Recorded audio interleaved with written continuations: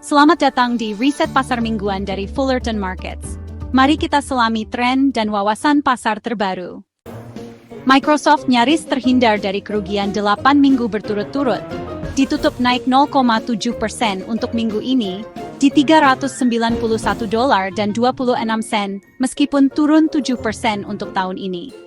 Penurunan serupa terakhir terjadi pada tahun 2008 selama krisis keuangan.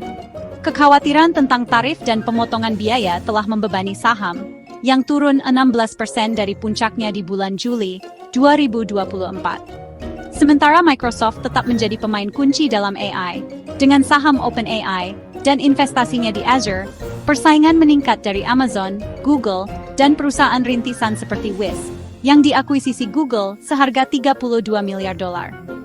MSF Mingguan. Terbebani oleh kerugian tahun ini, Microsoft telah mencapai level $385, yang telah bertransisi dari resistance menjadi support yang kuat. Meskipun penurunan mungkin berhenti sementara, sebaiknya tunggu hingga akhir kuartal pertama untuk konfirmasi lebih lanjut. Bitcoin. Bo Hines, mantan pemain sepak bola dan 2 kali kandidat Kongres, sekarang menjadi tokoh kunci dalam strategi kripto Presiden Donald Trump sebagai Direktur Eksekutif Dewan Penasihat Presiden untuk Aset Digital. Meskipun tidak memiliki latar belakang profesional di bidang kripto, ia telah ditugaskan untuk membentuk kebijakan nasional di bawah pimpinan AI dan kripto, David Sachs.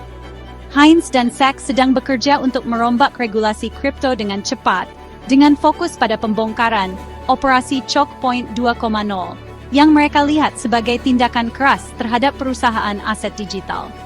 Dalam waktu dekat, pergerakan harga Bitcoin kemungkinan akan bergantung pada pengumuman kebijakan konkret dan perkembangan legislatif.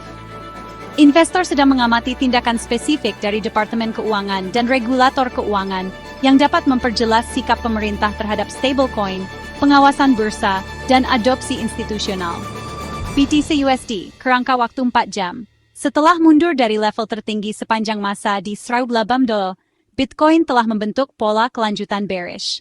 Level $78 berfungsi sebagai support minor, sementara $85 bertindak sebagai zona konfirmasi kunci, yang menentukan apakah harga akan melanjutkan tren naik atau memperpanjang tren turun. Harga minyak mentah berjangka AS telah turun 14% sejak Trump menjabat, karena pasar memperhitungkan dorongannya untuk peningkatan produksi minyak dan gas domestik.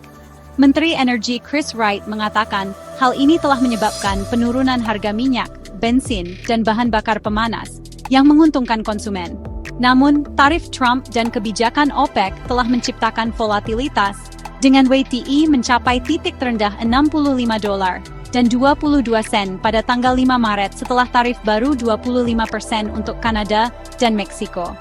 OPEC Plus berencana untuk meningkatkan produksi pada bulan April, menambah kekhawatiran kelebihan pasokan. Ketegangan geopolitik menambah ketidakpastian, WTI naik menjadi $67 dan 11 sen setelah serangan udara Trump terhadap Houthi dan ancaman terhadap Iran, anggota OPEC, yang dapat berdampak pada pasokan minyak global. WTI US grafik mingguan. Minyak memiliki support yang kuat di $66 per barrel, menandai zona permintaan kunci bagi pembeli selama 2 tahun terakhir. Harga kemungkinan akan rebound, dengan potensi rally menuju $76 dalam 2 hingga 4 minggu ke depan, menjadikan ini peluang beli yang menguntungkan. Nantikan terus saat kita menggali lebih dalam pergeseran pasar ini dan potensi dampaknya di masa depan.